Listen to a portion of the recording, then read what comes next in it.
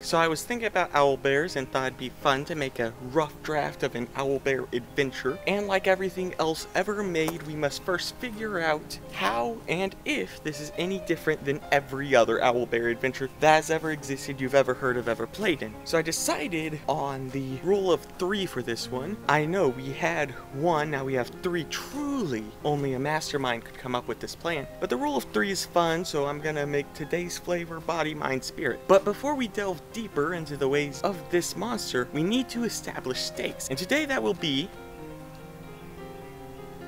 the town of Bull's Death. Bull's Death is hunting land, something trappers use to great effect, but last summer in the setting, an owlbear made its way into part of the land. The hunters responded as most reasonable people will, avoiding that portion of the land till they can afford to hire some heroes to help them. They almost finished the bounty that winter when the fall revealed some horrible news for the town. 2 more owlbears had taken up residence. I am going with the owlbear from last year gave birth to twins, which then spread and basically surrounded the town. And we are going to cheat by instantly aging the beast into a full-grown dangerous capacity instead of fighting toddler bears. Hope you understand. I'm editing and that was incredibly lazy of me to do. What I should have done was a set of hags showed up and interfered, altering the aging process and making them more susceptible to magical allure in order to justify it, reinforce the rule of 3, and potentially have another encounter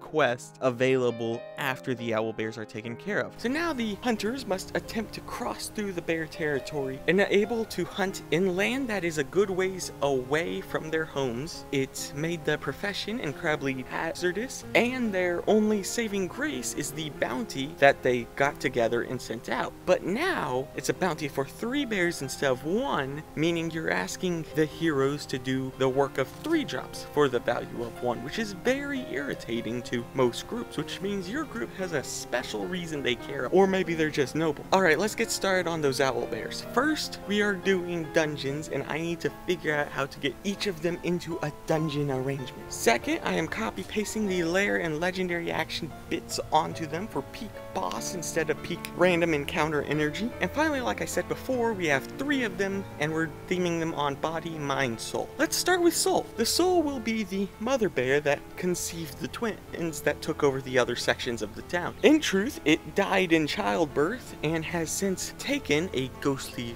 form. Its unfinished business being the ongoing success of her offspring, or after they are slain, the death of their killers. It has killed many men, and through spirit magic mumbo jumbo imprisons them with her now, resulting in ghosts and ghouls surrounding a nice friendly cave dungeon. It's unclear why, but she still goes out to hunt. Her dungeon has a gross smell of rotting unconsumed meat, which has attracted a few other monsters. Legendary reactions will allow her to shift into an incorporeal ghost form, giving her resistance to damage till her next turn. The town does not know that she is ghostly, but has spotted strange shadows in those woods, and the party will figure it out when they see the bear skeleton next to the creature they're fighting that takes a sudden ghost form. Next, we can turn to the body aspect of our Mystic 3. This is an owlbear. I'm sorry, there's not a ton to add when you work with the body element. It's going to be particularly aggressive, and its legendary actions will be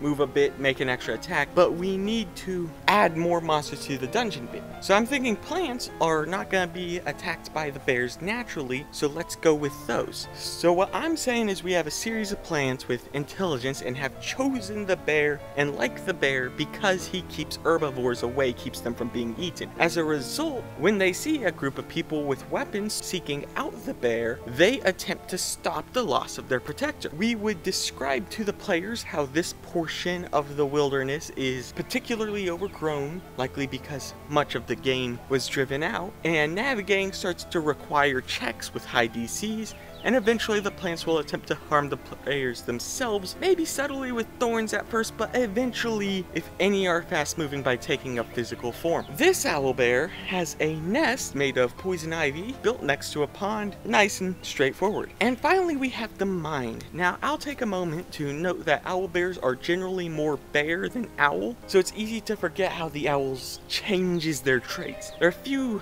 levels to this. First, they go out to hunt from noon to midnight, which makes them them a day and night predator, and they build nests and lay eggs. But this one's going to lean owl instead of bear, being slightly smaller, maybe a small hit point reduction, because owls are very smart and we're focusing on the mind for him. We are moving his schedule from the standard owl bear schedule to entirely nocturnal. His nest is going to be built in a long abandoned wizard tower. The tower once featured a close ally of the town, but one day he vanished mysteriously. The villagers eventually investigated, but were met by danger. After being met by danger, the villagers decided to stay away. The bear is oddly intelligent, but can't read or speak. The bear has managed to take command of a small quantity of weak fiends that had taken up residence in the wizard tower after his failed experiment that you can speculate on the nature of. These fiends will mostly be imps and lemurs, and the owlbear has begun to gain their traits, including horns, a reddish hue over the fur and feathers, and fire resistance. Instead of the legendary action like before, we're gonna give him 5 charges of casting Hellish Rebuke.